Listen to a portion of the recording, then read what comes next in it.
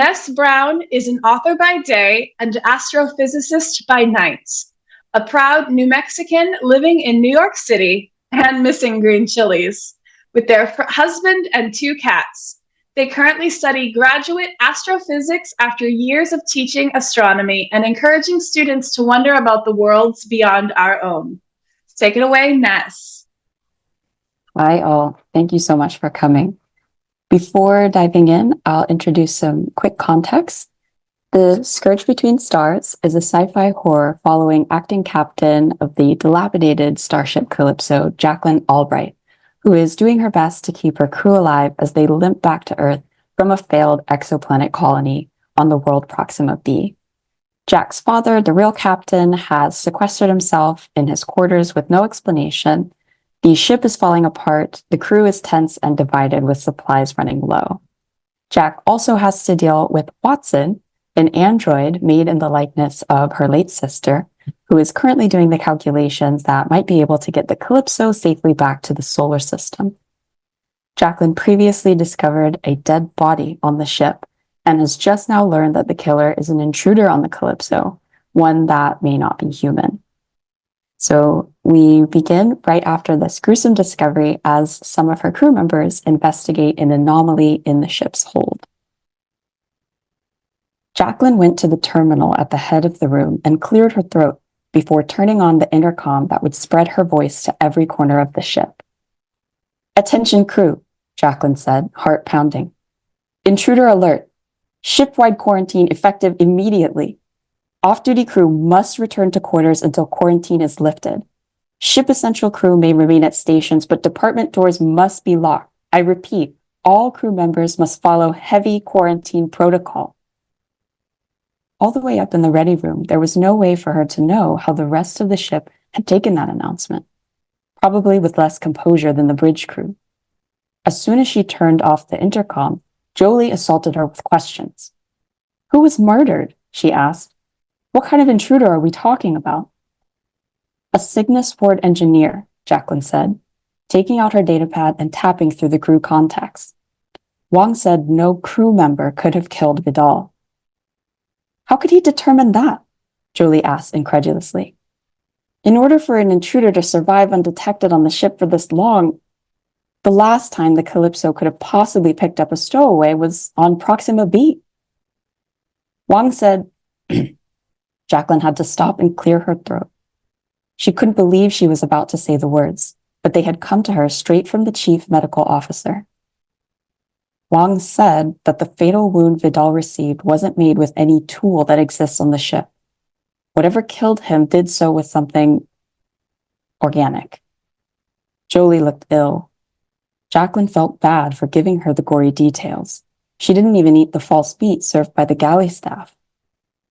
"By organic, you mean they found something like keratin filaments in the wounds," Jacqueline clarified.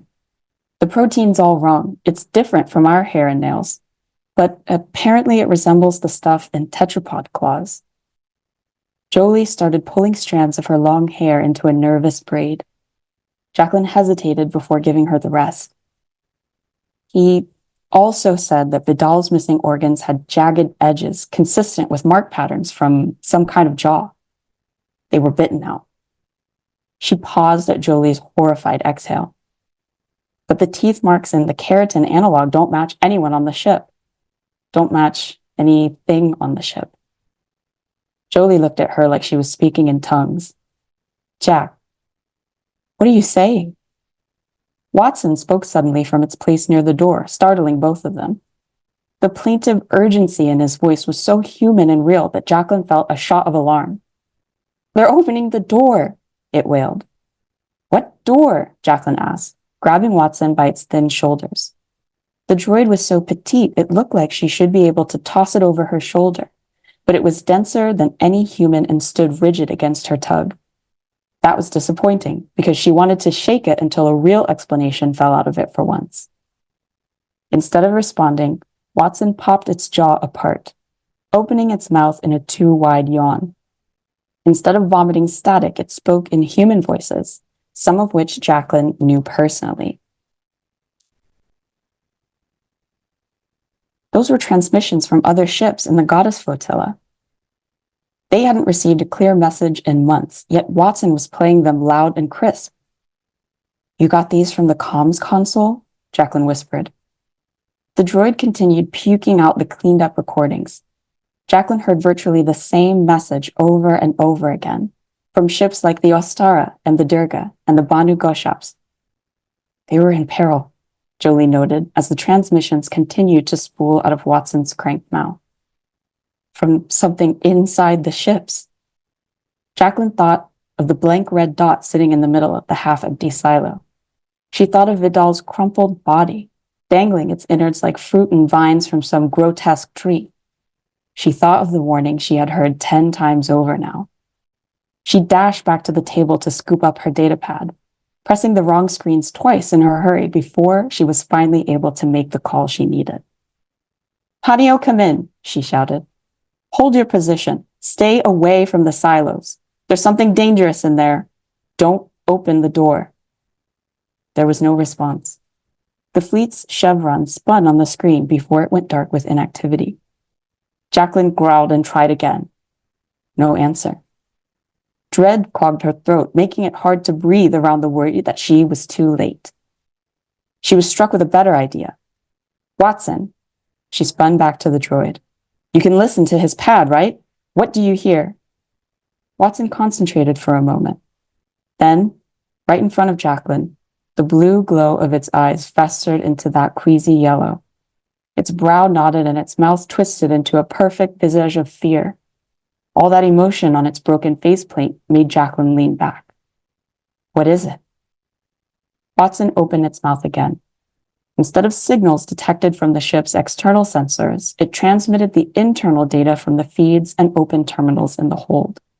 As soon as the live noise came through, Jolie grabbed Jacqueline's wrist so hard she felt it might break. Jacqueline covered her mouth with the other hand. They listened to the transmission with nauseating horror. It was the sound of screams.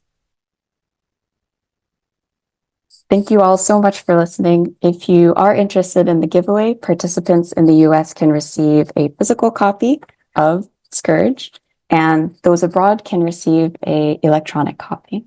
Thank you all again.